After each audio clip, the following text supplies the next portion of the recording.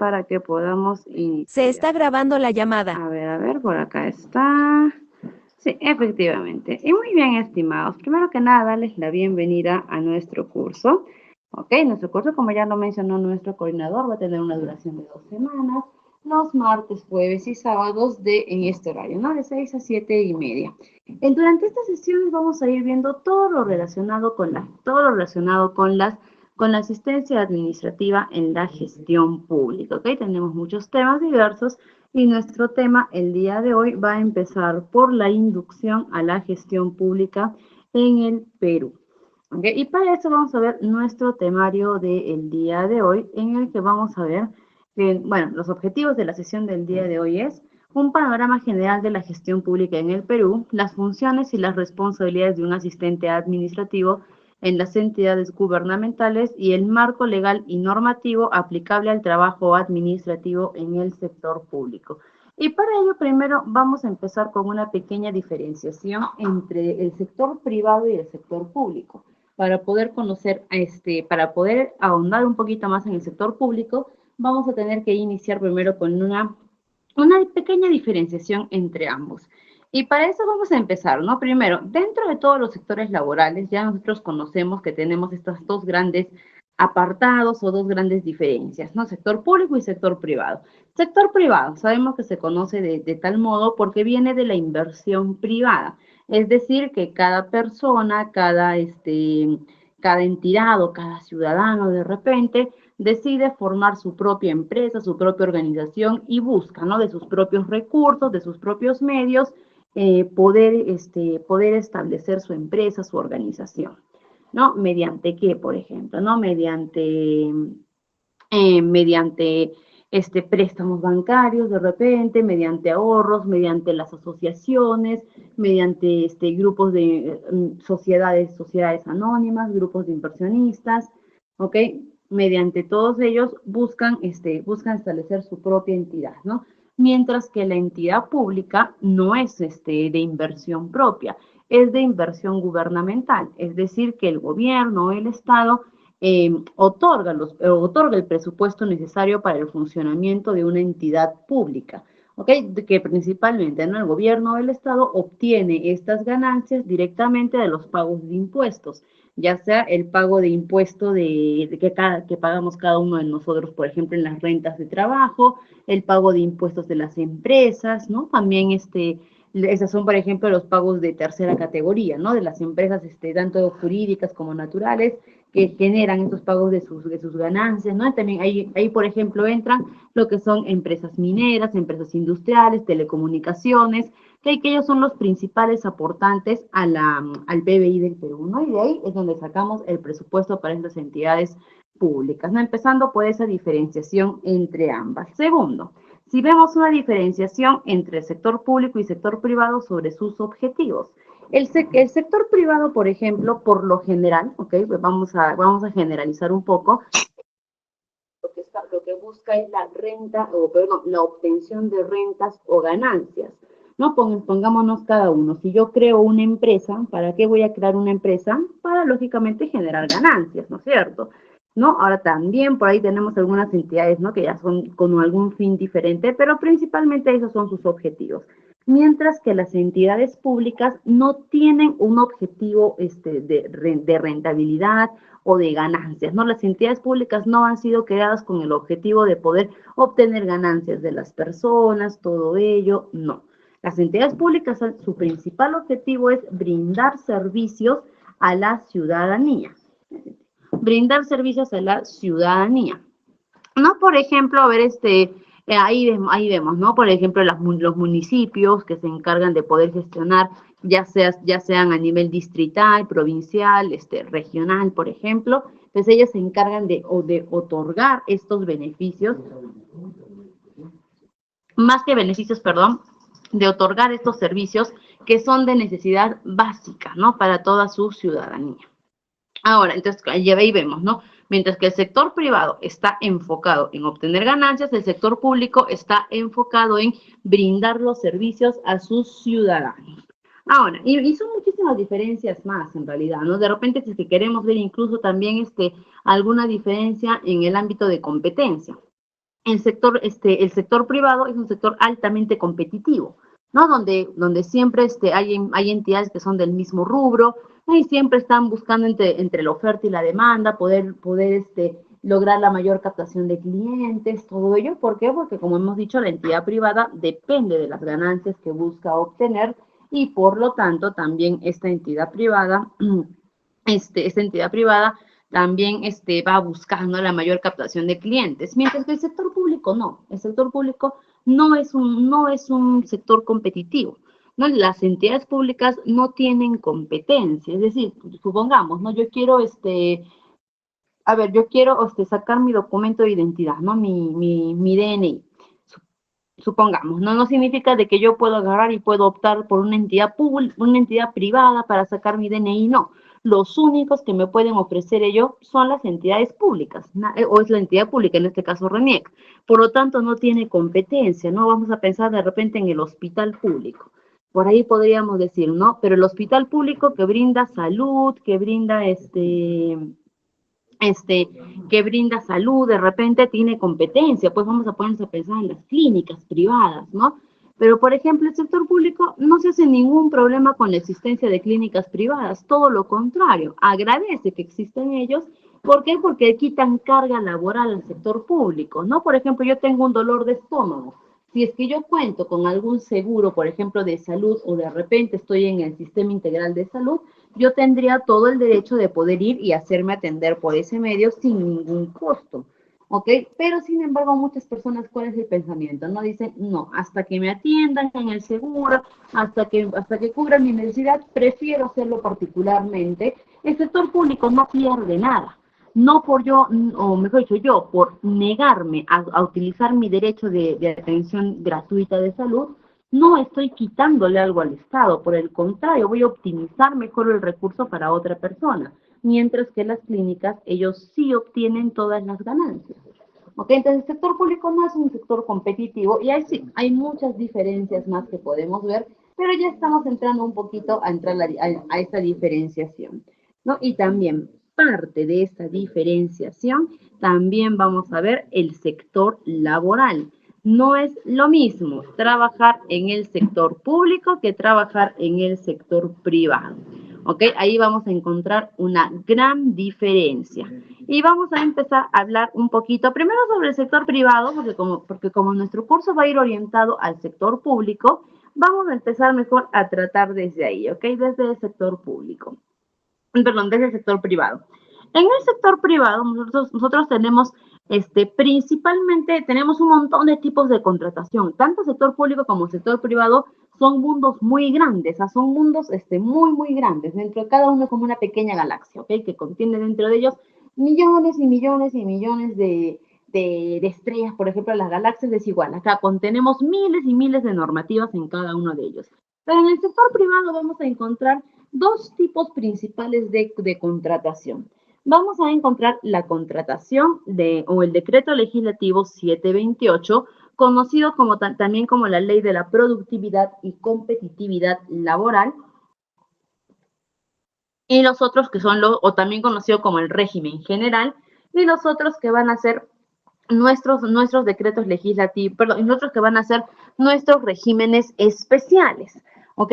Porque también como no podemos generalizar y no toda la actividad pública o privada es idéntica o es igual, ¿ok? Como no podemos generalizar en este ámbito, es que también se han creado diferentes tipos de regímenes para cada uno de estos, ¿no? Como por ejemplo, acá entran, por ejemplo, las microempresas, aquí también entran las pequeñas empresas, las empresas, por ejemplo, del sector minero, de construcción civil, todas ellas, ¿no? Que se caracterizan por brindar los diferentes tipos de beneficios laborales que se pueden llegar o que corresponden dependiendo de cada actividad, ¿no? Mientras que, por otro lado, tenemos las entidades públicas, por ejemplo, ¿okay? Que esto es donde vamos a enfocar nuestra atención, y que estas entidades públicas ya contienen, para ser un poco claro, ¿ok? Las entidades públicas también van a contener sus propias normativas, ¿ok? Van a contener estas entidades también sus propias normativas, pero vamos a encontrar principalmente tres tipos de contratación dentro de estas entidades. ¿Y cuáles van a ser principalmente mis tres tipos de contratación? Uno, los SNP. ¿A quiénes conocemos nosotros como los SNP? También conocidos como los servicios no presenciales, que de repente también, a ver, permítanme un momentito, por favor. Quiero revisar si toda la conectividad está ok. Sí, ok, todo va ok. Muy bien. Mencionábamos entonces, ¿ok? ¿A quiénes nos referimos cuando hablamos de los SNP? Servicios no presenciales, o que también los vamos a conocer como los recibos por honorarios, ¿ok? En el sector privado los conocemos más bajo ese término, ¿no? Recibos por honorarios. Personas que brindan servicios al sector público, ¿ok? Que elaboran dentro del sector público, mas no podemos llamarlos netamente trabajadores, ¿ok? ¿Por qué no podríamos llamarlos o denominarlos netamente trabajadores? Porque estos SNP no tienen contratos de trabajo, ¿ok? Por lo tanto, no son servidores públicos. Sí, ejercen servicios dentro del sector público, mas no son trabajadores, no tienen ningún vínculo laboral con las entidades públicas, ¿ok? Entonces, pero sí, los vamos a encontrar dentro de ellos. De hecho, este es un tipo de contratación por el cual muchas personas inician su actividad laboral dentro del sector público, ¿ok? A veces, por ejemplo, se requiere personal, pero que solamente va a ser a veces por reemplazo, o solamente va a ser por alguna actividad, por algún momento. Entonces, optamos por contratar al personal bajo este servicio, ¿ok? Y ya después, ¿no? Ya mientras va pasando el tiempo, mientras va acrecentando la necesidad de esta persona, ya ya vamos optando por cambiar el tipo de contratación, ¿no? Y esta es una de las formas por las cuales se puede llegar a iniciar actividad dentro del sector público. No es muy común, no es muy frecuente, ¿ok? Vamos a aclarar esto. No es que vamos a ver convocatorias para los SNPs, no es muy común, no es muy frecuente, pero sí es una de las formas por las que generalmente se inicia la actividad. Otra forma también por la cual nosotros iniciamos nuestra actividad es a través de los contratos CAS, o también conocidos como los contratos administrativos de servicios, ¿ok? Estos contratos CAS, ¿ok? Las personas, los servidores públicos que están por medio de un contrato CAS, ¿ok? Ellos ya, ya son trabajadores del sector público, ¿ok? Ellos sí ya son servidores públicos, porque ellos tienen un contrato de trabajo. Dentro de un contrato de trabajo ellos ya tienen todo lo que es funciones, ya perciben beneficios, ¿ok? No vamos a mentir, tampoco no es que los beneficios que se perciban sean, ¿no? Como que ya, beneficios,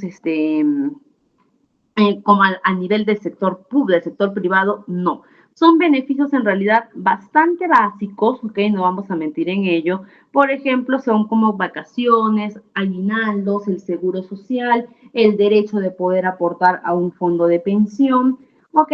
Pero el problema del contrato CAS es que estos trabajadores son a plazo fijo, es decir, que tienen que ir actualizando cada cierto tiempo que tienen que ir actualizando cada cierto tiempo su contrato de trabajo, ¿no? Y así, ¿no? Como también puede ser, ¿no? Que de repente en algún momento, te renueven, ¿no? Durante un año, 2 años, 3 años. También puede ser que en algún momento tus servicios ya no sean necesarios, ¿ok? Y por ello ya se cortaría tu contrato de trabajo, ¿no? Es decir, básicamente podríamos decir que es un tipo de contratación muy inestable, ¿ok? Es un tipo de contratación muy inestable, y que de hecho actualmente hay muchas entidades públicas que no más que entidades públicas, hay muchos decretos, el Congreso, por ejemplo, se han presentado varias veces proyectos de leyes, esa era la palabra, ¿no? Que se han presentado en diversas ocasiones proyectos de leyes que están buscando ya poder eliminar este tipo de contratación CAS para poder dar un tipo de contrato más estable. Por el momento todavía no se ha dado, ¿ok? Por el momento todavía se ha quedado como un proyecto de ley, ¿no? De hecho, ni siquiera aprobado, ¿no? Pero se ha quedado como que ahí está la alternativa. Todavía no se ha analizado nada, pero sí, hay varios proyectos de ley que cada cierto tiempo se presentan porque es un contrato de trabajo que causa bastante inestabilidad.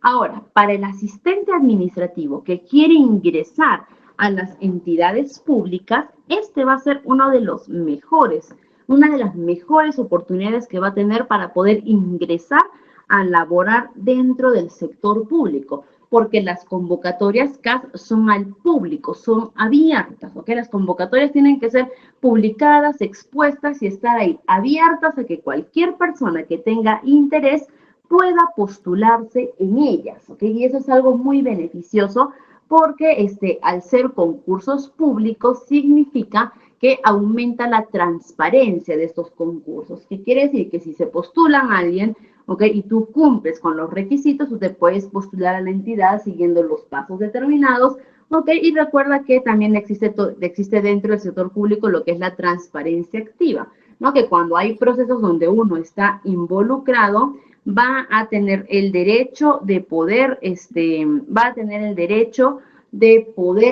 revisar cuáles son los criterios de evaluación, cuáles son los candidatos que están pasando en las siguientes fases, ¿no? Para poder verificar que todo esté yendo de acuerdo a ley, ¿no? Entonces, muy beneficioso también para el sector público, ¿no? Y esta es una de las maneras más, por así decir, fáciles que vamos a tener para poder ingresar. ¿Sí? Ya por ahí creo que escuché un micrito. Ok, no hay problema. Igual ya saben, algún comentario o algo lo podemos dejar por nuestra, casilla, por mensaje, y por ahí vamos a responder, ¿no? Asimismo, a ver por acá, de que ustedes también pueden ser partícipes de las convocatorias CAS, ¿no? Simplemente basta con que ustedes puedan venir acá y puedan poner acá convocatorias CAS, ¿ok? De hecho, hay muchas páginas que exponen nuestras convocatorias. Una de ellas, por ejemplo, acá está, ¿no? Por ejemplo, las convocatorias CAS, y acá ustedes pueden ver, ¿no? Aquí incluso pueden filtrar por el departamento que quieren, acá pueden ver, ¿no? Red social, acá vamos a filtrar por el departamento, no, vamos a filtrar de repente por, vamos a filtrar de repente, no hay por actividad, ¿no? A ver, por administración, a ver, administración, vamos a ver si es que aquí nos puede salir algo. Ok, a ver, está cargando. Sí, por ejemplo, acá tenemos, ¿no? Director de sistemas administrativos, especialista en remuneraciones, auxiliar administrativo. Miren, está actualmente vigente, por ejemplo, esta convocatoria, igual acá, más convocatorias vigentes. No, y que ustedes por este medio pueden postular, ¿no? Recuerden que aunque acá vemos todas las postulaciones, acá puedes descargar las bases, cómo postular, los requisitos, todo ello, ¿no? Mediante el cual uno puede postular. Entonces, esa es la forma ahorita donde se ve eso. Acá simplemente coloquen, hace un momento yo lo hice así, ¿no? Para que lo puedan ver. Simplemente yo agarré y puse acá en mi buscador, puse convocatorias CAS, ¿ok? Convocatorias CAS. Le di enter para ingresar y a la primera opción que me salió, hay muchas páginas, por ejemplo, estas páginas ya son oficiales del Estado peruano, ¿no? Siempre cuando vean un gov.p significa que son páginas del Estado, ¿ok? Igual también pueden poner, ¿no? Por ejemplo, acá está convocatorias CAF, ahora vamos a poner Ecuador de repente, acá está Ecuador 2024, acá están, miren, todavía está más ordenadito, ¿ok? Entonces, acá está, convocatorias CAS Ecuador junio 2024, ¿ok?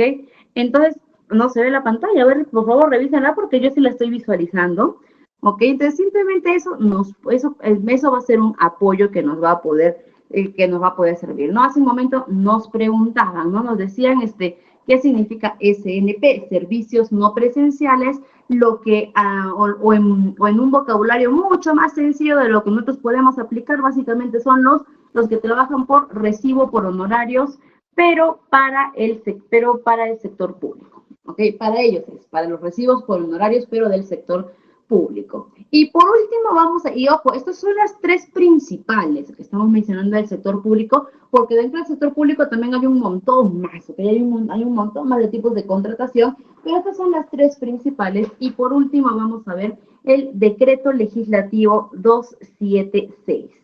¿Ok? ¿De qué nos sirve el decreto legislativo o de qué nos habla este decreto legislativo 276? Que es ya, este es el tipo de contratación o también para los trabajadores nombrados. ¿Qué significa que yo sea un trabajador nombrado? A ver, ¿cuál es la diferencia de repente entre un SNP, un CAS y un 276? ¿Ok? Uno, SNP, como mencionamos hace un momento, no soy trabajador del Estado. Brindo servicios, cumplo de repente con algunas funciones, más un trabajador no soy, por lo que no percibo beneficios ni derechos que otorga el sector público. Como CAS, sí soy trabajador, ¿ok? Como CAS sí tengo una relación laboral con las entidades públicas, pero esta relación laboral es temporal, no va a ser permanente. ¿Por qué? Porque es un contrato a plazo fijo, es decir, que mientras se requieran tus servicios, vamos a ir renovando y renovando y renovando tu contrato. Pero en el momento en que ya no se requieren tus servicios o que ya no sean necesarios, ¿ok? A partir de ese momento, también tu contrato cesa y ya no se te renueva más y ahí acabó tu relación laboral, ¿ok? Esa es la principal diferencia. ¿Y qué es ser un decreto legislativo 276? Eso es ya convertirme en un trabajador nombrado, es decir, un trabajador vitalicio en la entidad pública. ¿Ok? Eso es ya convertir. ¿Para qué pueden conversar? Ok, perdón. ¿Ok? Entonces, eso ya es ser un trabajador vitalicio en la entidad pública. ¿Qué quiere decir? De que yo ya agarré aquí estabilidad laboral y ahora sí, nadie me saca, nadie me vota. ¿Ok? Lógico, ¿no? A no ser que cometa una falta grave, a no ser que se inicie un proceso administrativo, o que yo cometa,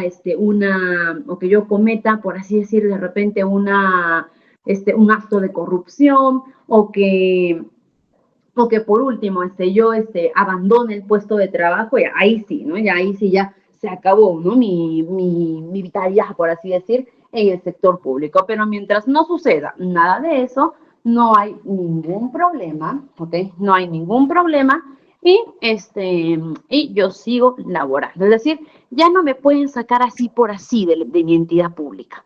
Ya no me pueden despedir o simplemente yo ya no renuevo contrato. Yo ya tengo un contrato ahí permanente establecido y soy un trabajador que también adquiero también diversos beneficios, ¿ok? El principal beneficio es ese, ¿no? La estabilidad laboral que genera, ¿ok? Ahora, mire, por acá nos preguntan, ¿no? Nos dicen si esto nos va a servir para otros países o algo. Sepan algo, a nivel Latinoamérica, por ejemplo, las maneras de trabajar estos contratos, ¿no? Como por ejemplo, las maneras o las formas de trabajar estos contratos, tanto sector público como sector privado, ¿ok? Van a diferir en cuanto a los números de leyes. Van a diferir en cuanto a los números de leyes, ¿ok? Pero no tanto en las formas.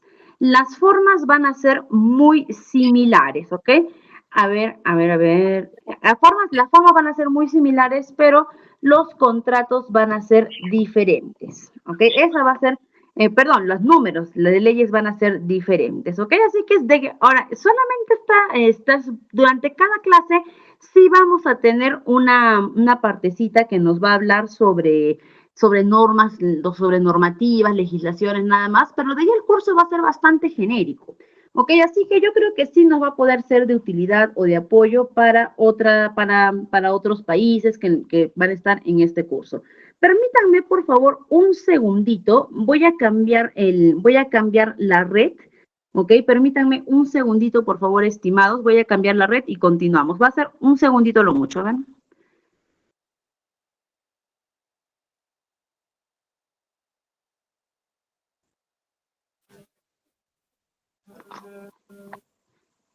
A ver, bueno, bien, mientras voy haciendo este cambio de red, continuamos hablando. Ahorita vuelvo a compartir la pantalla, ¿ok? Mientras voy haciendo este cambio de red, vamos a continuar. Uy, ¿qué pasó? Por ahí tenemos un micrito prendido, por favor, un micrito prendido, por favor, que nos está generando y que nos está generando bulla.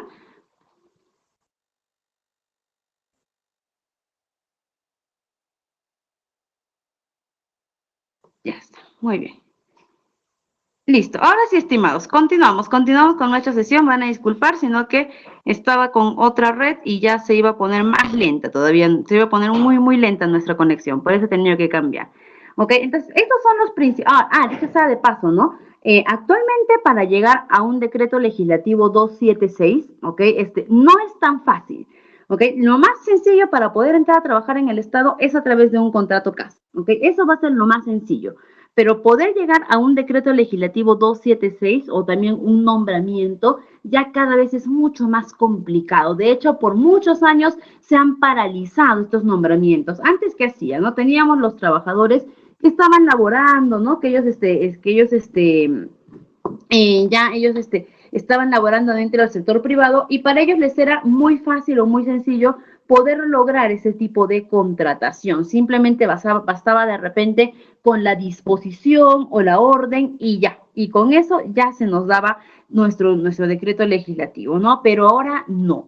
Ahora sí tenemos que pasar, gracias a la ley Servir que se ha implantado, sí tenemos que pasar ahora por lo que es la meritocracia, ¿no? Demostrar que verdaderamente a tu puesto de trabajo, primero que nada, necesita ser vitalicio dentro de la entidad pública y que tú has hecho los méritos necesarios para poder obtener ese tipo de contrato. Entonces ya no es tan sencillo, ¿no? Entonces acá hemos visto un pequeño preámbulo y vamos a dar ahora un panorama general. ¿Ok? Continuamos hablando de la gestión pública, pero vamos a empezar a dar un panorama general, ¿ok? Un panorama general de lo que es nuestra entidad pública. ¿Ok? Y para eso vamos a empezar, ¿no? Primero que nada, la gestión pública ha experimentado desafíos muy grandes y significativos a lo largo de los años. ¿Ok? Ahora, no vamos a ser de repente un poquito tacaños con la opinión, podríamos decir, ¿ok? Y hay que reconocer, ¿no? Que las gestiones públicas en general a nivel Latinoamérica han presentado grandes avances, ¿ok? Pero que todavía, aunque haya a pesar, ¿no? De que sean grandes avances, ¿no? Que estén corriendo a pasos agigantados, seguimos muy lejos de poder tener la verdadera, o mejor dicho, de poder brindar los servicios que necesita que necesitan nuestra ciudadanía en general, como para que se pueda entender más claro.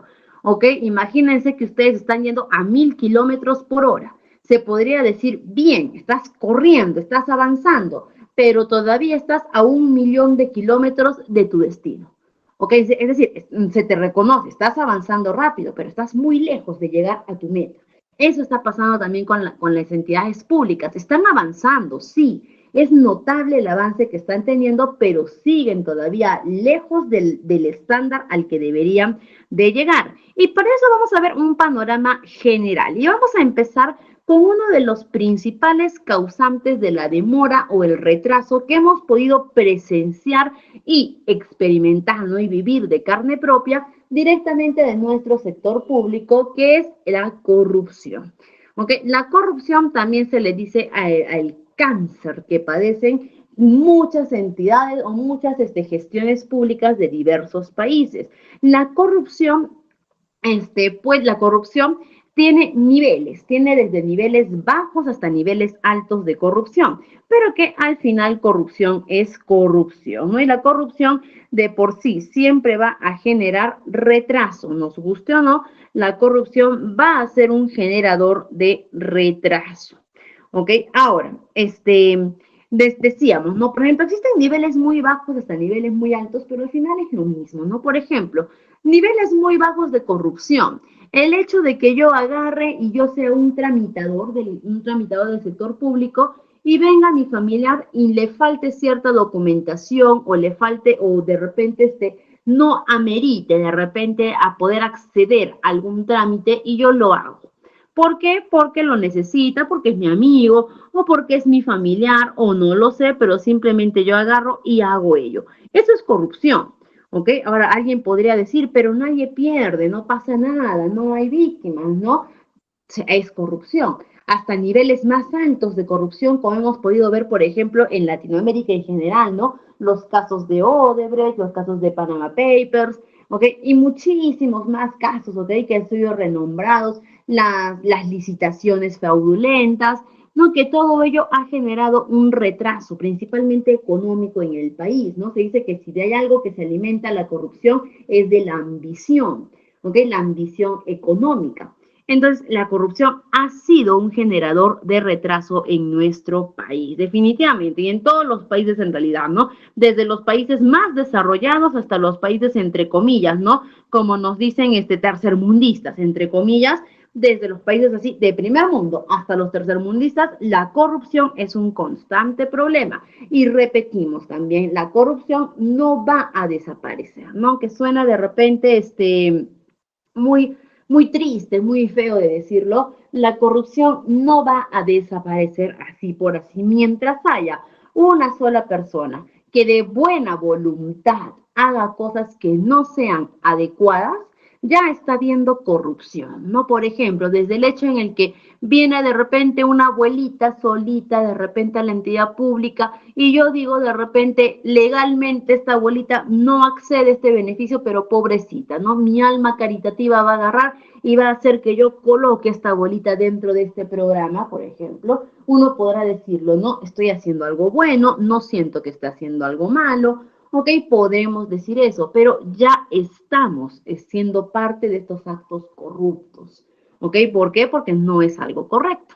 Entonces, la corrupción no va a desaparecer, ¿no? De segundo, la economía, ¿ok? Y para esto vamos a hablar un panorama general de economía, ¿ok? Pues nosotros, en nuestro curso es de asistentes administrativos, es verdad, pero para poder hablar del asistente administrativo en la gestión pública, primero tenemos que tener un panorama claro de dónde vamos a desarrollar nuestro trabajo, dónde vamos a estar posicionados, ¿ok? Y la economía en general, podríamos hablar que tenemos una economía de estable para mejorar en algunos países, por ejemplo, ¿no? Por ejemplo, Argentina, por ejemplo. En Argentina estaba en una situación económica que estaba yendo en picada. Actualmente, con el shock económico que están aplicando, se las siguen viendo negras, pero ya sabemos que poco a poco están estabilizando, ¿no? Están haciéndolo muy rápido. Venezuela también, por ejemplo, ¿no? Que todos sabemos la triste situación por la que han pasado, ¿no? Una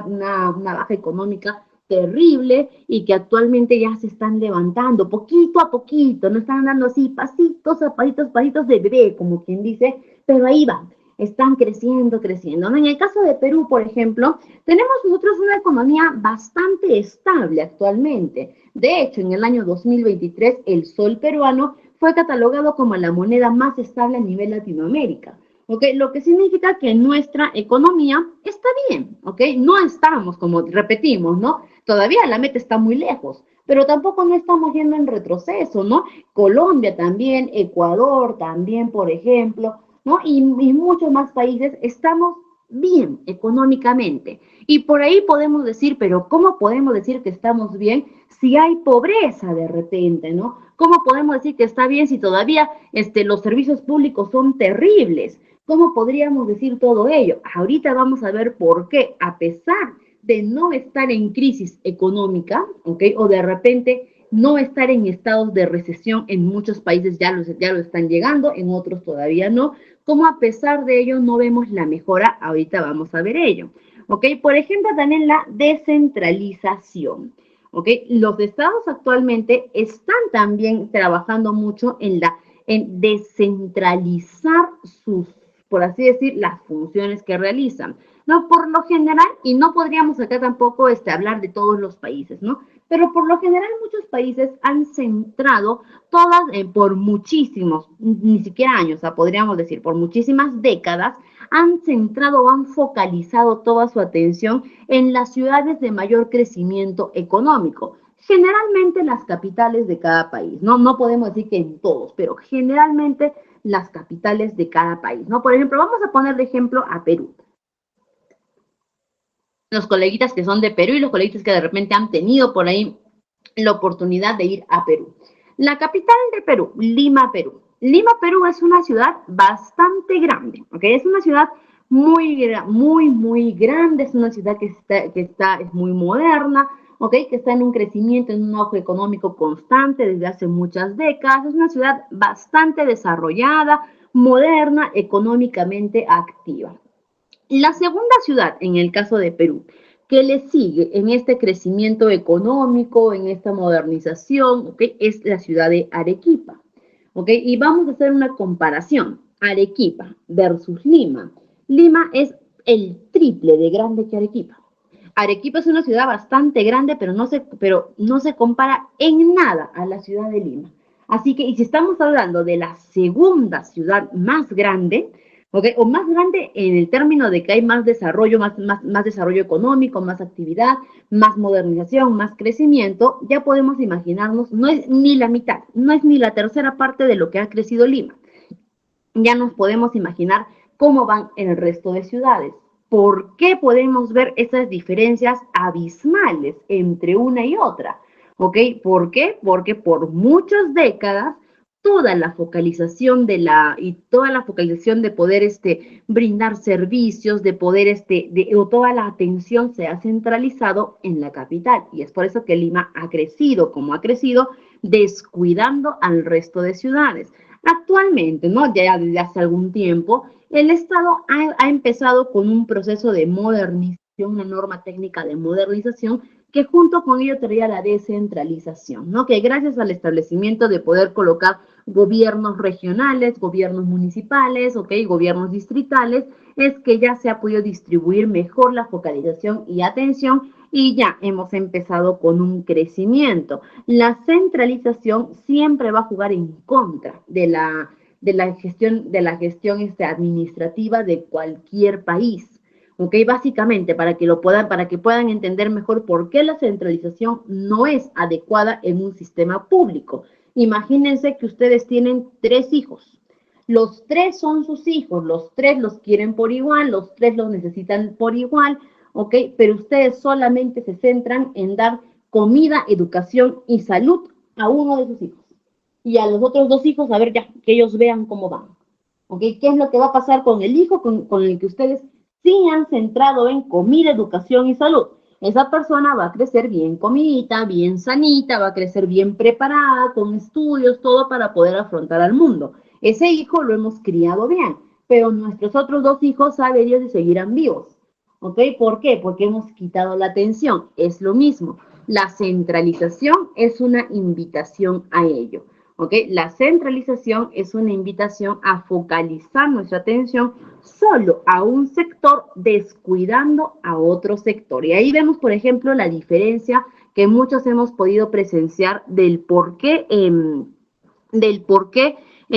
algunas partes de nuestro país vemos ciudades bastante modernas y en otras partes de nuestro país vemos vemos que hay pobreza, vemos que hay abandono, vemos que todavía hay zonas rurales que no están recibiendo un tratamiento adecuado. Ok, es por ello, porque la centralización todavía juega un papel que no es el adecuado. No, la educación y salud, que también es parte importante de la gestión pública. De hecho, la educación y salud juega un rol y un papel fundamental para cualquier país. Un país sin educación y sin salud no va a poder seguir adelante. ¿no? Y de hecho también educación y salud son los dos tipos de entidades públicas que necesitan mayor atención administrativa, ¿ok? Porque muchas veces nos quejamos, ¿no? Generalmente decimos, los hospitales públicos, terrible la atención, ¿no? O los colegios públicos, ¿no? La educación no es buena, todo ello. Cuando nosotros identificamos malos tratos, malas gestiones, ¿ok? Malos manejos en una entidad pública, inmediatamente, de repente de manera inconsciente sin darnos cuenta, pero inmediatamente nosotros lo que estamos captando es una mala administración en ellos. Y estos dos sectores son los que necesitan más enfoque al momento de poder hablar de gestión administrativa pública.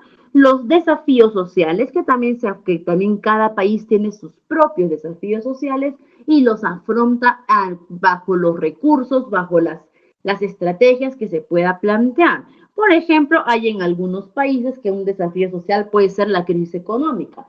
Hay en otros países que el desafío social puede ser actos corruptos. Hay en otros países que el desafío social puede ser anemia, pobreza, analfabetismo.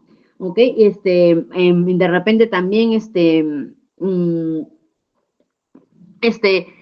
urbanismo, de repente mal urbanismo, contaminación, ¿ok? Y para eso es que se establecen los diferentes programas sociales que nosotros podemos observar para tratar de afrontar estos desafíos sociales, y que estos programas sociales también necesitan bastante gestión administrativa, porque ellos no trabajan, o mejor dicho, estos programas sociales no están ni siquiera tanto, o su objetivo no es tanto brindar un servicio a la población, sino que de estos programas sociales su objetivo es solucionar un problema social que hay.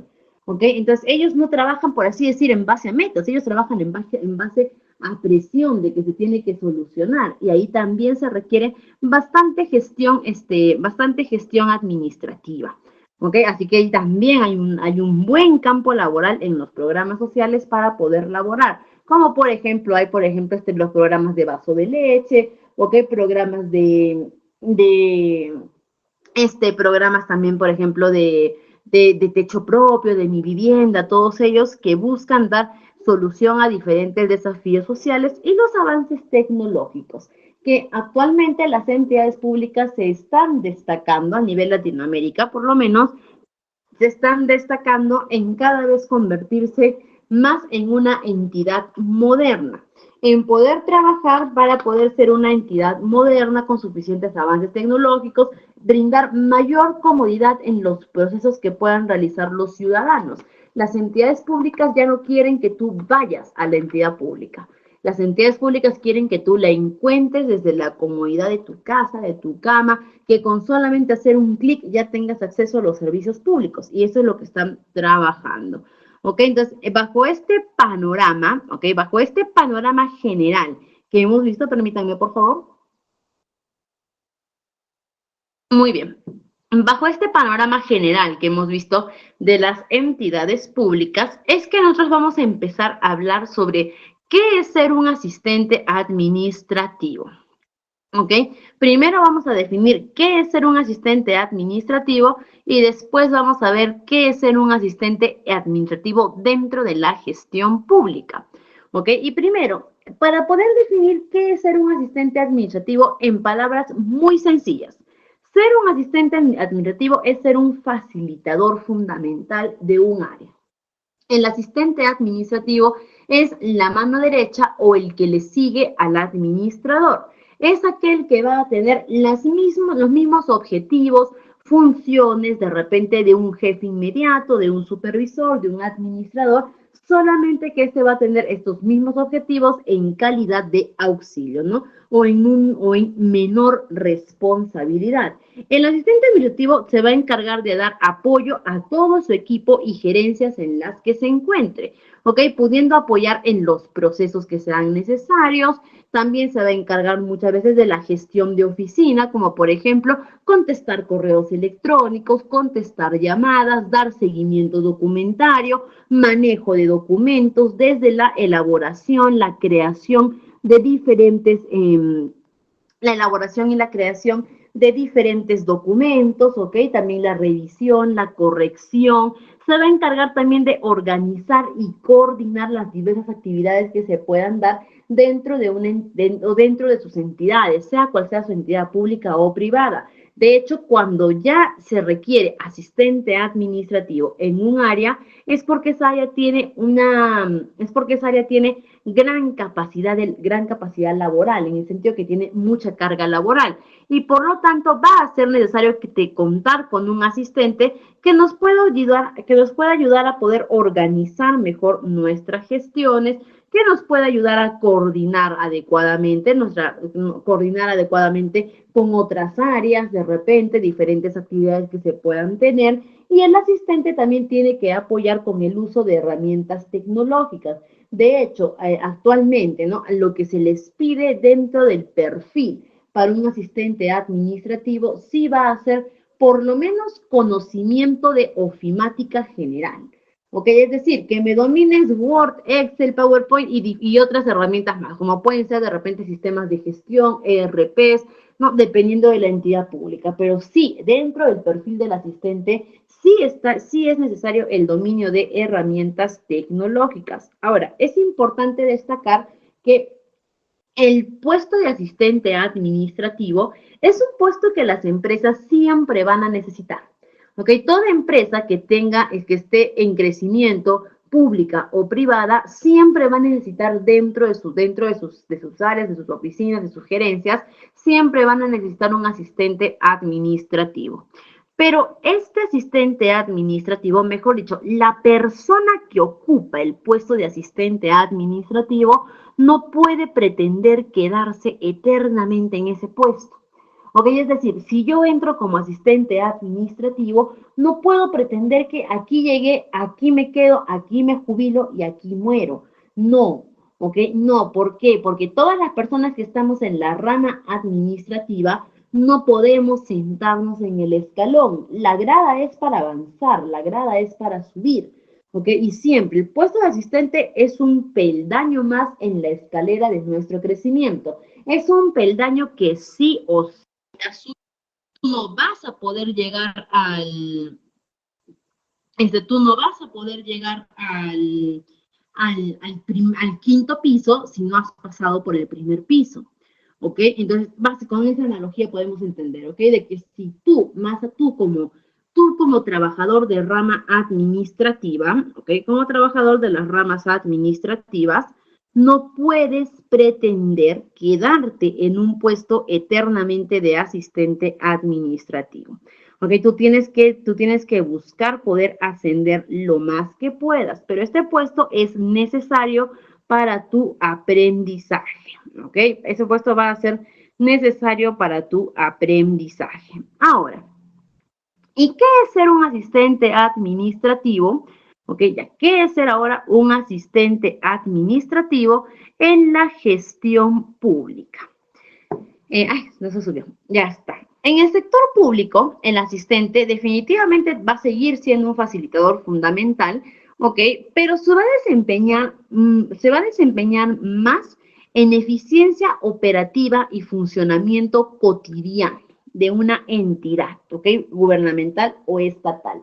Y es que hace un momento cuando hicimos la diferencia entre las entidades públicas y las entidades privadas, habíamos mencionado un poco los objetivos que tenían cada una de ellas. ¿Ok? Que mientras que la entidad pública tiene el objetivo principal de poder otorgar servicios a los ciudadanos o otorgar los servicios necesarios a sus usuarios, ¿ok? La entidad privada era un sector mucho más competitivo. ¿Ok? En un sector mucho más competitivo en el sentido en el que la entidad privada está buscando captación de clientes, mejorar la oferta de mi competencia, poder, competencia por eso, no competir directamente con el paralelo a mí. ¿Ok? Entonces, por eso es que la entidad privada siempre está buscando estrategia, siempre está buscando innovación, siempre está buscando reingeniería interna Y ahí es donde el asistente tiene más funciones, por así decir, innovadoras, ¿no? Más funciones, más que innovadoras, más funciones de cambio, ¿no? Donde el asistente hoy día puede estar haciendo una actividad y mañana puede ser algo completamente diferente. Algo que no pasa en el sector privado. Para que una entidad privada, perdón, algo que no pasa en el sector público. Para que una entidad pública internamente quiera hacer toda una reestructura, una reingeniería, poder cambiar totalmente su enfoque y focalización a los ciudadanos, a los servicios, no es que simplemente el director, el rector o de repente el encargado de esa entidad se despierte y dice quiero hacer el cambio y lo hace, no. Si es que la entidad pública quisiera hacer esos cambios, tendría que pasar por todo un proceso legislativo, por una serie de normas, de aprobaciones, tendría que presentar proyectos, evaluarlos, no hacer auditorías para que recién se pueda implementar ese cambio. La entidad pública es una entidad rígida. La entidad privada es flexible, cambiable, voluble a la necesidad, a cómo surjan las cosas, al cambio que se venga. La entidad privada rápido se adapta, ¿ok? Y es por eso que también la entidad pública puede resultar, perdón, la entidad privada puede resultar mucho más eficiente en sus procesos. La entidad pública es rígida, no porque quiera hacerlo, ¿ok? La entidad pública es rígida porque hay normativas, hay leyes a las cuales ellos se acogen. ¿Ok? Para poder ser más claro, ¿ok? De repente, la entidad, supongamos que yo agarré y pagué un monto, pero me equivoqué. Vamos a suponer esto, yo tenía que pagar tenía que pagar para un proceso. Me equivoqué, en vez de pagar para el proceso A, pagué para el proceso B. ¿Ok? Me equivoqué. Normalmente yo iría a la entidad privada y diría, señorita, un favor, yo tenía que pagar por el proceso A, pero pagué por el proceso B. ¿Qué hago? Normalmente la entidad privada me diría, a ver, permítame, llamarían al encargado, al dueño, al jefe de la entidad privada, ha pasado esto. El dueño de repente diría, ya, simplemente anule el recibo y dale uno nuevo. Listo, autorizado, perfecto, a ver, permítame, solucionado. Pero si me pasara eso en el sector público, en vez de pagar un servicio, pagué otro, ¿esto qué es lo que va a meritar? Lo que va a meritar es que uno, hay toda una normativa, toda una ley, un decreto legislativo que me habla sobre los procesos administrativos, sobre cómo tengo que recibir un documento, cómo se tiene que hacer la validez, ¿ok? Cómo tengo que ingresar informática para poder ver esta validez, ¿ok? Y aprobar. Y si me dice, me equivoqué, no es tan fácil como decir, tráigalo, anulamos, hacemos otro y listo, no. Ya tendrá que ser el proceso, así como el proceso para dar la validez fue largo, el proceso para anularlo también va a ser extenso. No porque yo como entidad pública quiera hacerlo, no porque yo como servidor público quiera hacerlo, porque yo como servidor público de repente diga, no, te quiero complicar la vida y lo vamos a hacer así, no, sino que hay toda una ley, que tiene que cumplirse. Y en base a eso es que el sector público es rígido. Y por eso el asistente dentro del sector público, su trabajo va a ser precisamente asegurar eficiencia y funcionamiento cotidiano dentro de las áreas. Y alguien podrá decir, o sea, el trabajo del asistente en el sector público es más flojito, ¿no? De repente podríamos deducir eso, ¿no? Entonces debe ser un poquito más flojito, pues, ¿no? Porque en el sector privado, como usted lo menciona, hay más actividad, hay más movimiento, hay más cambios. No, todo lo contrario. Es más difícil ser un asistente en la gestión pública para poder llevar acciones cotidianas que en el sector privado. ¿Por qué? Porque las acciones cotidianas tú tienes que basarte en una ley. Tú, como asistente administrativo, a diario no vas a tener 1, ni 2, ni 3, ni 4, ni 5, ni 10 procesos. Vas a tener muchísimos procesos diarios. Se dice que las entidades públicas pueden recibir las entidades públicas a nivel nacional pueden llegar a recibir más de 40,000 procesos diarios. ¿Ok? Así que es muchísima más actividad, es muchísima más carga laboral y tú lo que tienes que asegurar es que esta carga laboral diaria sea lo más llevadera posible, que pueda fluir lo mejor que se pueda, ¿no? Y dentro de todas estas responsabilidades típicas, lógicamente van a variar dependiendo del área donde nos encontremos, pero algunos aspectos generales que vamos a encontrar, uno va a ser, por ejemplo, la gestión documental de la cual nuestra entidad pública cojea y padece constantemente. ¿Por qué? Por la burocracia, ¿okay? Que ya hemos dicho, el sector público es burocrático, no porque quiera hacerlo, no porque la persona que le está atendiendo quiera complicarte, sino porque hay leyes, hay normativas que le obligan a seguir procesos estandarizados y lamentablemente estos procesos generan burocracia. Si es que una entidad pública de repente dijera, ¿saben qué? Quiero reducir la burocracia en mi entidad pública. Quiero que los procesos sean mucho más fáciles, más llevaderos. No va a depender única y exclusivamente de la entidad pública, sino que tendríamos que, por así decir, rediseñar o reordenar desde las leyes que están hasta las actividades que nosotros realizamos.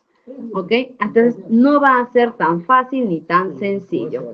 Segundo, ¿ok? Las comunicaciones también va a estar dentro de nuestras actividades, en el sentido en que las comunicaciones tanto internas como externas de una organización van a ser de ayuda, o el asistente va a ser de ayuda para poder filtrarlas, para poder llevarlas de manera más adecuada. La gestión, el apoyo a la gestión también. ¿Ok? ¿En qué sentido podemos apoyar a la gestión? Como ya hemos dicho, hacer procesos mucho más llevaderos, simplificar de repente la carga laboral que podemos tener en el sector público, la gestión de la información también. ¿Ok? Estamos hablando de aspectos generales, o sea, un asistente administrativo que puede estar en cualquier entidad pública, en cualquier área, en cualquier dependencia. ¿Ok? La atención al público también, que de hecho, recuerden, la palabra ser, de hecho, vamos a clarificar algo desde ahora, ¿ok? A todos los trabajadores todas las personas que laboran o que trabajan dentro del sector público, ¿ok? Se le va a denominar servidores públicos. ¿Por qué servidores públicos? La palabra servidores viene de servir, ¿ok? La palabra servidor viene del latín servis, que significa servicio, servir, ¿okay? O servidumbre incluso, ¿ok? ¿Qué significa servir? Ponerse a disposición. Entonces, el servidor público servidor público viene de una persona que se pone a disposición de sus usuarios y de su ciudadanía. ¿Ok? Entonces, el servidor público está en la obligación de siempre estar, por así decir, siempre estar dispuesto o estar siempre en la disposición de poder atender al público general más allá del puesto que tú tengas.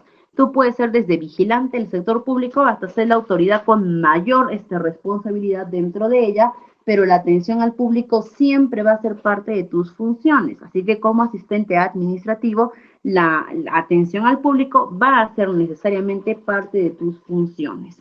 Coordinación interna también, coordinación interna entre las diferentes áreas, ¿no? De un área a otra, y la gestión logística, ¿no? También poder cuidar los suministros de tu área, de tu oficina, poder hacer requerimientos necesarios, desde aspectos muy simples, ¿no? Como que, por ejemplo, se nos está acabando las hojas BOM en nuestra oficina. Poder asegurar en las áreas de logística que nos entreguen el material, insumos, materiales de escritorios adecuados para nuestra área. Así que como vemos hasta acá, fácil no va a ser la función.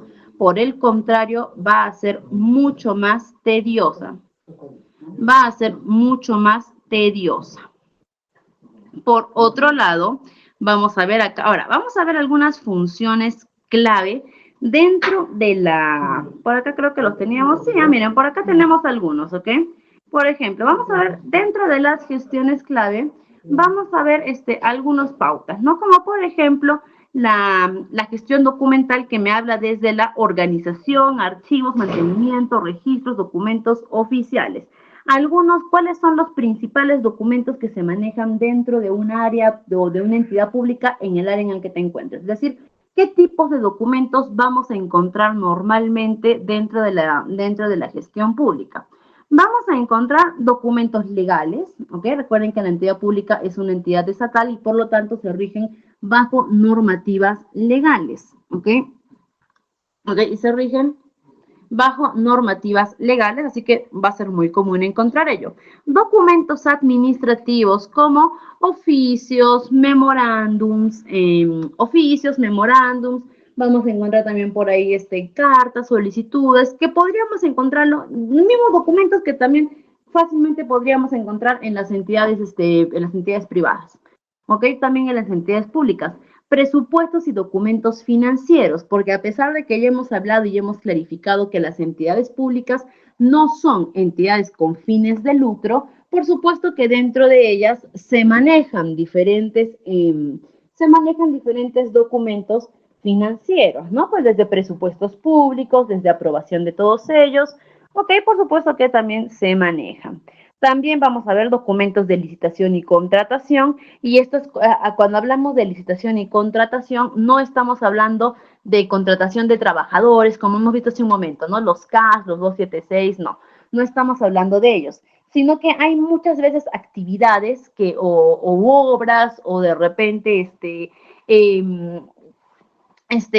o incluso, ¿no?, algunos servicios que las entidades públicas quieren brindar, pero que no cuentan de repente con los materiales necesarios, o no cuentan con el personal capacitado, simplemente dentro de sus posibilidades no tienen la facilidad de poder realizarlos, y lo que hacen es contratar a otras empresas privadas para que puedan realizar estas obras, ¿no? Supongamos un municipio quiere construir un puente. Su personal no está capacitado para hacer esa construcción, no tienen las maquinarias, ni el conocimiento, ni los recursos para hacerlo. Lo más factible es que ellos contraten un artista que sí cuenta con todo ello para licitación y contratación. También vamos a encontrar esos documentos de recursos humanos, donde ahí sí vamos a poder encontrar, por ejemplo, los procesos CAS, los contratos de trabajo, las nóminas, las boletas, capacitaciones, todo ello, y los documentos de comunicación externa, documentos que también son para otras entidades ajenas a la entidad pública en la que estamos, ¿ok? Hacer porque para ello también vamos a poder encontrar este tipo de documentos. Seguimos por acá, por ejemplo, cuando hablamos de gestión de la información, que nos habla de poder utilizar herramientas informáticas para administrar bases de datos, elaborar informes, manejar hojas de cálculos, todos ellos. Lo que nos habla básicamente de poder contar con conocimiento en sistemas o avances tecnológicos, que habíamos mencionado que dentro del perfil del asistente administrativo, esto no solamente es necesario, sino que es obligatorio contar con ello. ¿Y cuáles son algunos de los conocimientos que más se piden para un asistente administrativo? Swift de Microsoft Office o alternativas, que también puede ser Google Workspace, todos ellos, básicamente herramientas de ofimática obligatorio, ¿ok? Esto no es opcional.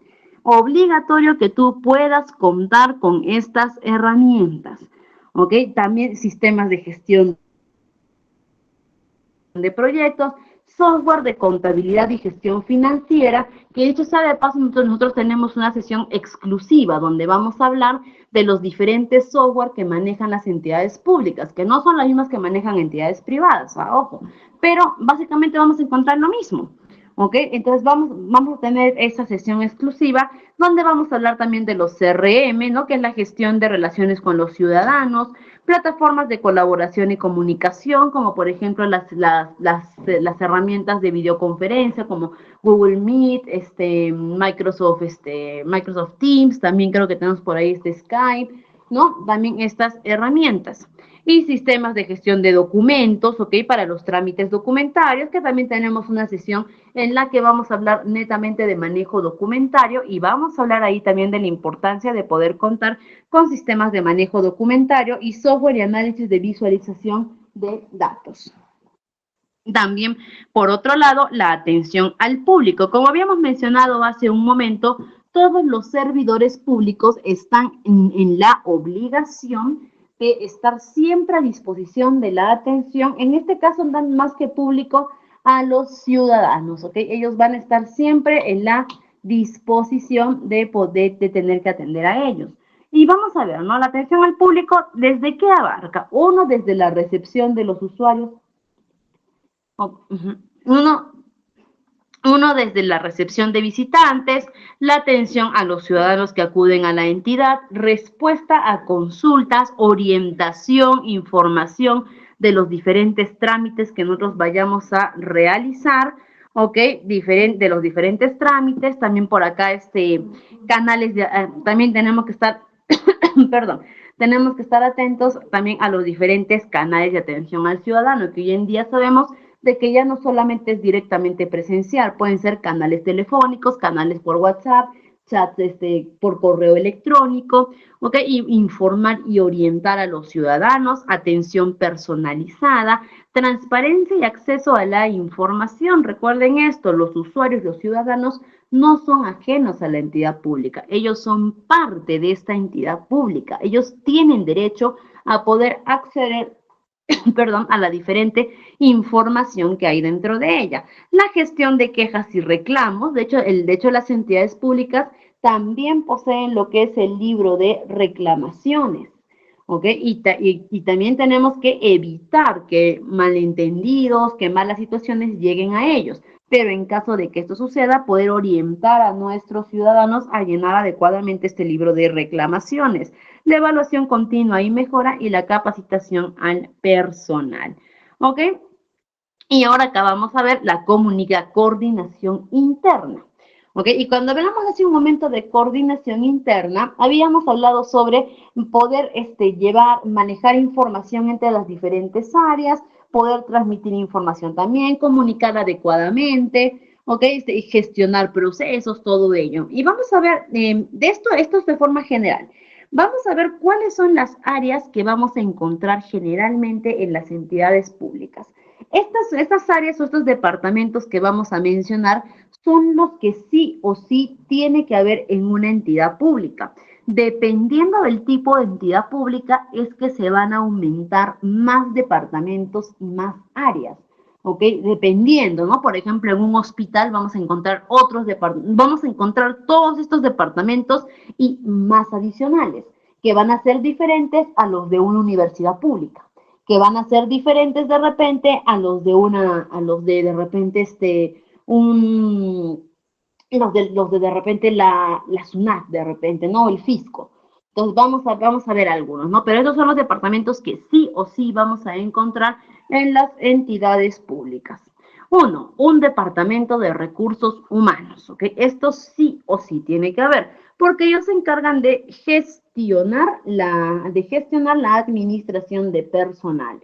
¿Ok? Y este departamento de recursos humanos, por supuesto que necesita asistentes administrativos. Otro, el departamento financiero o de contabilidad, que ellos se encargan de manejar el presupuesto que tienen las entidades públicas. ¿Ok? Ellos se encargan de poder manejar o gestionar este presupuesto. ¿Ok? Y también, lógicamente, de hacer los cuadres de caja.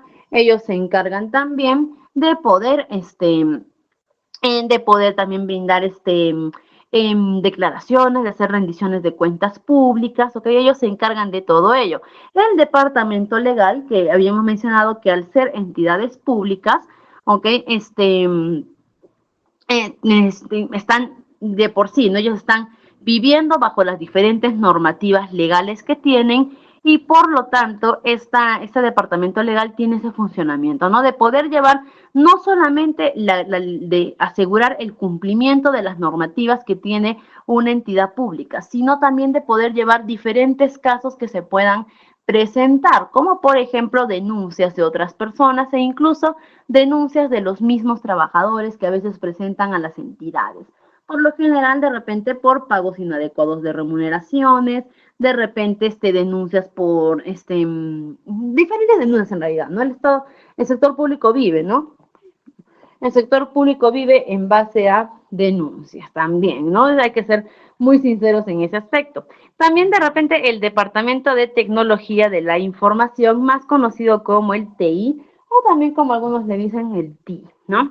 Que ese departamento se encarga, de hecho ese departamento lo podríamos considerar que es como la sangre que corre dentro de las entidades públicas, así como corre sangre dentro del cuerpo humano, también hay sangre que necesita correr dentro de las entidades públicas porque hoy en día sabemos, ¿no? No va a haber ninguna empresa que pueda funcionar sin desde simple hecho, sin internet, sin computadoras, sin sus sistemas internos, sin su software internos, y este departamento de TI se encarga del adecuado funcionamiento de todas estas áreas, ¿ok? También por ese lado resulta ser importante. El Departamento de Comunicaciones y Relaciones Públicas, que también es uno de los departamentos más bonitos para poder trabajar, ya sea como relacionista público, como periodista o como asistente administrativo. ¿Ok? ¿En qué sentido? En el que Relaciones Públicas se encarga, por ejemplo, de toda la visualización externa que esta entidad recibe, porque esta entidad recibe ante el público general, ¿no? Ellos se encargan, por ejemplo, de dar los comunicados externos, ellos se encargan de hacer ceremonias de protocolos, premiaciones, todo ello, ellos se encargan directamente. ¿Ok? También vamos a ver el Departamento de Planificación y Desarrollo, que ellos también me han dicho, ¿no? Que la entidad pública también tiene que trabajar en base a objetivos, en base a metas. Y ellos se encargan de poder establecer o de poder por lo menos guiar a que esta entidad siga estos objetivos o estas metas. El Departamento de Servicio al Ciudadano, que lo vamos a encontrar también con otros nombres, ¿no? Como por ejemplo, atención al ciudadano, orientación al usuario, ¿ok? O sea, atención al público incluso, ¿ok? Vamos a poder encontrarlos también con muchos nombres, ¿ok? En el cual ese departamento es un área exclusiva para atención al ciudadano en base a que pueden recibir solicitudes, orientación, informes, quejas. Hace un momento hablábamos del libro de reclamaciones, ¿no? Si es que yo como usuario, como ciudadano, he sentido de repente o me he sentido algo vulnerado o he sentido que no han respetado mis derechos como usuario ciudadano, es a este departamento de servicio al ciudadano donde yo tengo que ir a solicitar mi libro de reclamaciones. Departamento de Contratación y Adquisiciones, que este departamento nuevamente no es departamento para contratar personal. De ese departamento se encarga Recursos Humanos. Este departamento de Contratación y Adquisiciones es para hacer las licitaciones que habíamos mencionado hace un momento, ¿no? Cuando la entidad pública no está en la capacidad de realizar cierta obra o actividad y terciariza el servicio a otras entidades, ahí es donde está la contratación y adquisiciones. Y el Departamento de Operaciones o Servicios Generales, que se encarga precisamente del área operativa, y el Departamento de Investigación y Desarrollo, ¿no? Que también es un área que junto con Planificación y Desarrollo trabajan para poder seguir logrando metas, para poder seguir llegando a objetivos. Pero ahora también estos departamentos son los que sí o sí vamos a encontrar en una entidad pública, ¿ok?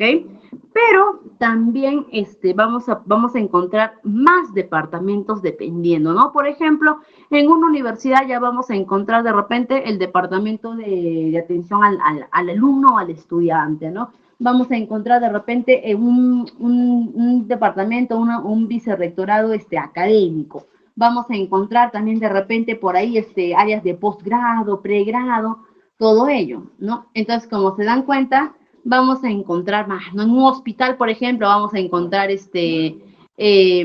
interconsultas de repente, vamos a encontrar por ahí departamento de atención ambulatoria, no lo sé, ¿no? Pero vamos a encontrar más. Pero estos son los básicos, por así decirlo, los que sí o sí vamos a poder encontrar en nuestras instituciones. Ahora, el marco legal lo vamos a dejar para el final, ¿ya? Al final vamos a tocar el marco legal y vamos a ver por acá algunos tipos de instituciones públicas los tipos de instituciones públicas más genéricos o los que suelen haber dentro de un país, ¿no? Por ejemplo, vamos a empezar por el gobierno central, ¿no? Que es el gobierno principal, el voz, el jefe de jefes, ¿ok? Ese es el gobierno del cual derivan los demás. Este gobierno central va a incluir va a incluir sus tres poderes, ¿no? El ejecutivo, el legislativo y el judicial a nivel nacional, con sus respectivos ministerios, sus secretarías, sus entidades, organismos, ¿ok? Y que básicamente y su principal objetivo de ellos es gestión gubernamental, formulación de políticas y la administración de un país completo. ¿Ok? Básicamente ellos se encargan de ello. Ahora, seamos conscientes, ¿no? Un solo gobierno central no podría gobernar a todo un país, porque esta sería una tarea casi imposible. Por lo que también este gobierno central ha abierto como diríamos de repente, como que sus pequeñas sedes, ¿no? Así como una empresa privada tiene su sede central y sus sedes de repente en otros y sus sucursales, ¿ok? El gobierno central también tiene sus, entre comillas, sucursales, ¿no? Que son los gobiernos regionales, que son las entidades que se encargan de la administración de una región específica dentro del país. Estas entidades tienen competencias y autonomía, ¿ok? Como en la salud, educación, infraestructura y otros. ¿Qué quiere decir? Que si un gobierno regional mañana quiere de repente implementar un colegio, ¿ok? Quiere dar su presupuesto para un colegio, si el gobierno regional lo decidió, pues lo hace. No necesita ir al gobierno central, pedir autorización, pedir permiso, aprobación, no. El gobierno regional es el que decide y lo hace. Es por eso que se le ha dado la autonomía. ¿Ok? Porque si no, pues sería lo mismo, ¿no? Imagínense que un gobierno regional, que cada que quiera hacer una obra tenga que pedir permiso al gobierno central, no estaríamos quitando o no estaríamos delegando responsabilidad, simplemente estaríamos colocando un tercero, no estaríamos colocando un puente de comunicación, más no estaríamos, por así decir, mejorando la eficiencia de este proceso. Así que el gobierno regional tiene autonomía. Y aún así, un gobierno regional no se daría el abasto para poder encargarse de administrar toda una región. Y de ahí surgen la sucursal de la sucursal, por así decirlo, ¿no? Que son los gobiernos regionales o también los municipales, ¿no? Que estos gobiernos son ya las alcaldías, los municipios, que ya pueden ser en base a distritos, a zonas, a localización, ¿ok? Ya se van a hacer en base a todos ellos, dependiendo de su respectiva área, donde ellos hacen trabajos similares al gobierno regional, pero en zonas geográficas mucho más pequeñas o mucho más centradas a sus necesidades. También tenemos las entidades reguladoras y supervisoras. Importante, estas entidades reguladoras y supervisoras, como por ejemplo acá vamos a ver la Superintendencia de Fiscalización Laboral, que se encarga de revisar o de fiscalizar que todas las empresas cumplan con las normativas laborales que se deben respetar. De repente también por ahí vamos a ver la Indecopi, por ejemplo, protección al consumidor, la SUNAT también, ¿no? Que se encarga de la Superintendencia Nacional de Declaración Tributaria, ¿ok? Todos ellos, por ejemplo, estas entidades, que son entidades públicas, que se encargan de supervisar y regular sectores específicos como telecomunicaciones, energía, servicios financieros, todo ello, ¿ok? Estas entidades reguladoras y supervisoras son entidades públicas, pero su regulación y supervisión va a las entidades privadas, porque aunque las entidades privadas tengan total autonomía, no pueden hacer cosas que vayan fuera de la ley. Yo, por ser entidad privada, no puedo de repente obligar a mis trabajadores a que laboren 16 horas al día, ¿ok? Y pagarles un salario menos del mínimo. No puedo. ¿Por qué? Porque eso está fuera de la ley. Y para eso están estas entidades fiscalizadoras o entidades reguladoras y supervisoras, para asegurarse el cumplimiento legal en las diferentes áreas de los diferentes sectores. Instituciones educativas y de investigación, como por ejemplo las universidades públicas, colegios, ¿okay? Institutos también públicos que se dedican a la educación y al desarrollo académico. Instituciones también de salud, ¿ok? Y miren, son un montón de instituciones y en todas ellas vamos a encontrar áreas administrativas, sí o sí, todas ellas funcionan con áreas administrativas. Por lo tanto, el campo laboral para el administrador o el asistente administrativo en el sector público es amplio, ¿ok? Y hay de todo para poder hacer. Instituciones de salud, hospitales, centros de salud, postas médicas, ¿ok? Que ellos están dedicados a la provisión de servicios de salud pública, investigación médica y promoción de la salud. entidades culturales y deportivas, museos, bibliotecas, teatros, ¿ok? Que se dedican al desarrollo y promoción del arte, que también necesitan administración dentro de sus funciones. Por lo tanto, hay campo laboral para el asistente. Fuerzas Armadas y de Seguridad, como por ejemplo Defensa Nacional, Seguridad Interna, la Policía, Control Fronterizo, Protección Civil, que dentro de ellos también, también se necesita atención administrativa, ¿no? Y a estas Fuerzas Armadas, incluso, ¿no? Una persona que de repente ha podido llevar estudios de administración o algo, puede asimilarse a estas Fuerzas Armadas. ¿Qué significa asimilarnos a las Fuerzas Armadas? ¿Ok? Que después de una serie de procesos de evaluaciones, tú pasas a ser parte de estas Fuerzas Armadas, como de la policía, de la Fuerza Aérea, de repente del Ejército, de la Marina, pasas a ser, por ejemplo, un policía, un marino, un soldado de repente, ¿ok? Pero haciendo funciones en las que tú te desarrollas, ¿no? Si eres médico, pasas a ser de repente parte de las Fuerzas Armadas, pero haciendo tu función de médico. Si eres administrador, pasas a ser parte de las Fuerzas Armadas, pero cumpliendo tu función de administrador. ¿Ok? Eso es algo positivo que tienen las Fuerzas Armadas. Adquieres todos los beneficios que tienen estas Fuerzas Armadas y estás también ejerciendo tus funciones, ejerciendo las labores para las cuales tú te has preparado, has estudiado. ¿Ok? Y las entidades de desarrollo económico, ¿no? Como por ejemplo aduanas, por ejemplo, las que se encargan de promoción de la inversión, comercio exterior, fomento de la actividad, ¿no? Por ejemplo, también acá está aduanas, Serpos en el caso de Perú, ¿no? Lo que también siempre están motivando a la importación y exportación de todo ello.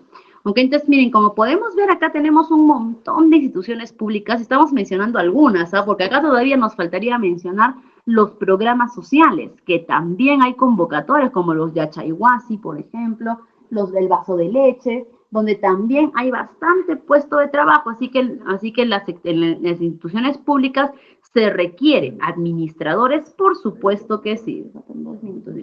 ¿Ok?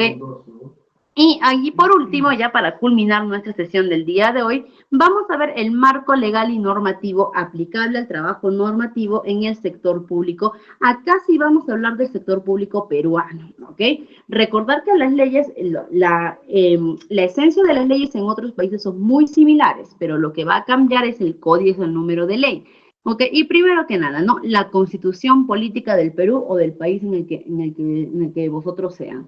¿Ok? Que es el documento principal, es la Biblia de la legislación laboral, ¿no? En la que todo lo que se dice es amén y el cumplimiento es necesario y obligatorio. Ley del Procedimiento Administrativo General, la 27444 en el caso de Perú, que es la que regula todos los procesos que deben seguir las entidades públicas para la prestación de servicios. Esta ley, por ejemplo, es la que muchas veces nosotros renegamos cuando decimos ¿por qué tanto papeleo? ¿Por qué tanta complicación? ¿Por qué tanta cosa? No es porque tu entidad pública quiera complicarte las cosas, es porque están cumpliendo lo que dice nuestra ley 27444. De hecho, si ellos quisieran facilitar algún proceso o saltarse un proceso, estarían yendo en contra de esta ley del procedimiento administrativo general. Por eso es que ellos están en la obligación de cumplirlo. La ley del servicio civil, la 30057, más conocida como la ley Servir. ¿Ok? Que esta ley básicamente es establece los principios, derechos y obligaciones de todos los servidores públicos, desde su ingreso, su línea de carrera y su ascenso. La ley del marco del empleo público, la 28175, que es la que establece las normas en las que toda la ciudadanía tiene derecho a poder acceder al empleo público o a laborar dentro de la administración pública, siempre y cuando su perfil se lo permita y pase los diferentes procesos que se establecen en nuestra primera ley 27444. Básicamente todos tenemos derecho a postular, mas no es una obligación de la entidad escogerte. Para eso tú tienes que pasar todo un proceso y ganarte tu puesto dentro de la función pública. Y por último, la ley del Código de Ética de la Función Pública, que es la ley 27815, que establece el código de ética que rige la conducta de los servidores públicos en el ejercicio de sus funciones. Estimados, importante que sepan esto, ¿ok? Todos los temas que nosotros vamos a tocar en nuestro curso, como todo lo que hemos hablado hoy en día, todo esto lo sacamos del marco legal. ¿Ok? No van a ser simplemente conceptos que hemos encontrado al aire o que hemos puesto, que hemos recomendado, no.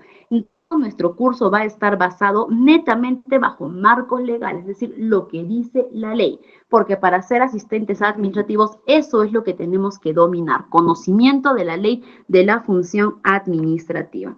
Y estimados, conmigo ha sido todo por el día de hoy. Felicitarlos por estar iniciando exitosamente nuestro curso de de asistente administrativo en la gestión pública y asimismo exhortarlos a que puedan seguir, ¿no? Recordarles también que todo lo que estamos viendo en este curso es netamente legislación pública, ¿ok? Todos los temas que vamos a ver al final de cada tema siempre vamos a concluir con el marco legal donde vamos a mencionar cada una de las leyes de donde hemos sacado la información. Y ahí radica la importancia en que ustedes se puedan certificar en este curso, porque al validar la certificación, la certificación va a dar la validez de que ustedes han dominado, de que ustedes están dominando el conocimiento de la legislación de procedimientos públicos. ¿Ok? Estimados, muchas gracias con todos ustedes, igualmente con nuestro coordinador y conmigo va a ser hasta nuestra siguiente sesión. Estimado Jeremy, muchas gracias, un gusto trabajar con usted en este curso y la sala es toda suya. Hasta pronto, estimados.